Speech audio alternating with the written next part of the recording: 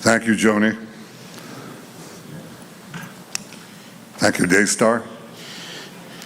Thank you, Paula. And thank you, ambassadors, and the many friends of Israel from the Christian world. This is the city and the land where it all began. The Judeo-Christian tradition that promoted the belief in monotheism, a single God, that developed the idea of the sanctity of life, the sanctity of individual life, the idea of freedom. In an ancient world that was swamped with massive slavery, to build these ancient empires, the Jewish people came out with the idea that slavery should be limited and ultimately removed. This was revolutionary. The beginning of the idea of freedom began in this land. And that idea spread throughout the centuries, and especially in modern times, and changed the world. It gives hope to the world. It gives meaning to our lives. It gives a bond between the world's greatest democracy, the United States of America, and the world's vibrant democracy here in Israel. And that's a partnership that is bonded in faith, in history, in tradition. I had the great privilege of being invited to speak at the joint session of the American Congress.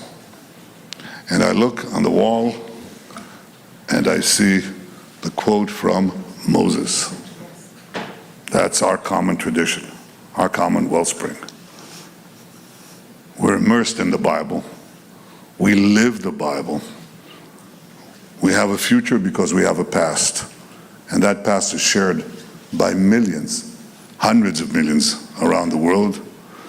And I want to thank you on behalf of the people of Israel and the Jewish people for that enduring friendship, which is the mainstay of our present and future ability to live in a free, prosperous, and peaceful world. But that bond is being challenged today. It is being challenged today by a fanatic fundamentalism, an Islamist fundamentalism that seeks to subjugate all Muslims that they view as infidels, eradicate the American and obviously the Israeli presence in the Middle East. They call America the great Satan. Israel is the small Satan, perhaps, but it's a small Satan standing in their way. And we fight them. We fight them together, as we recently have with President Trump's leadership and our partnership.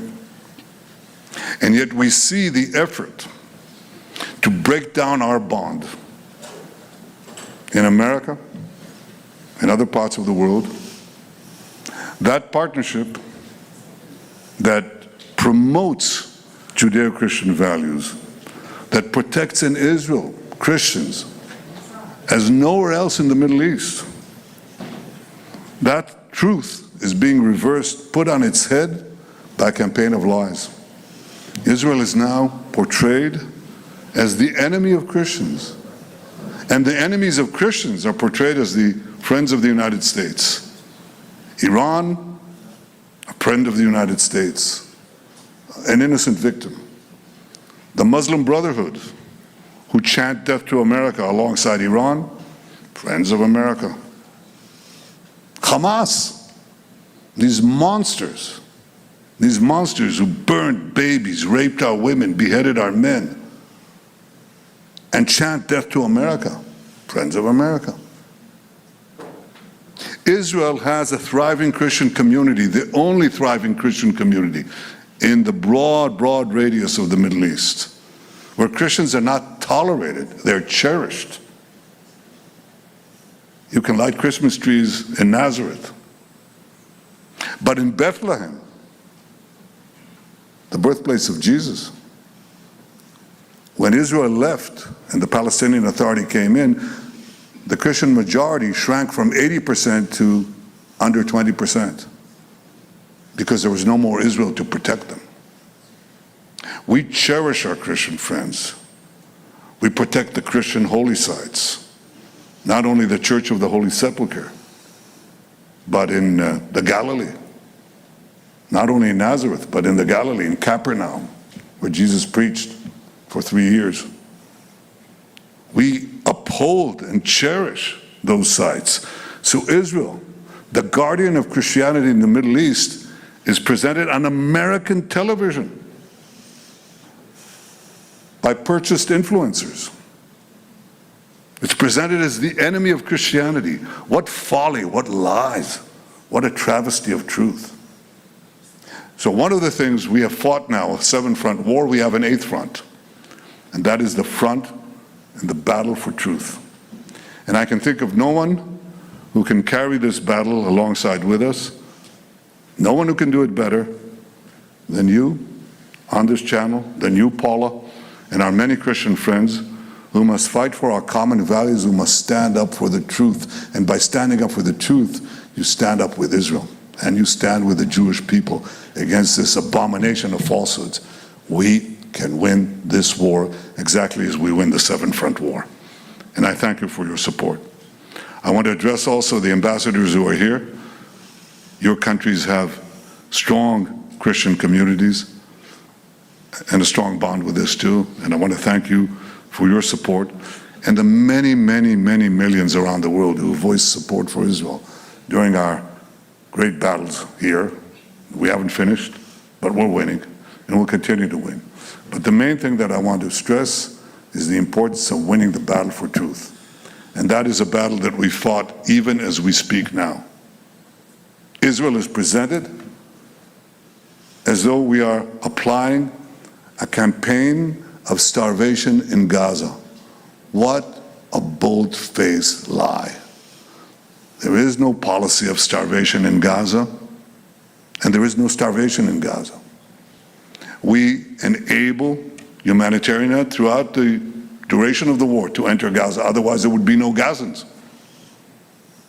And what has interdicted the supply of humanitarian aid is one force, Hamas. Again, the reversal of truth. Hamas robs, steals this humanitarian aid, and then accuses Israel of not supplying it. Well, we've enabled the amount required by international law to come in. There are hundreds and hundreds of trucks loaded with tons. So far we've supplied 1.9 million tons of food since the beginning of the war, almost 2 million tons. And now we have hundreds of trucks that are waiting on the Gazan side of the Kerem Shalom crossing. And it's international organizations, some of them very well intended. And it's the UN too. Food that they purchased. And we said, go ahead, deliver it. And they said, we can't, because combat is going on. And we say, yes, we're combat, we'll fight. Where we're fighting, we'll continue to fight. But there are safe corridors. You can bring the food to anywhere you want. That is not a problem. So we've just announced that formally. Here are safe corridors. And the UN has no excuses left. No excuses left. Stop lying.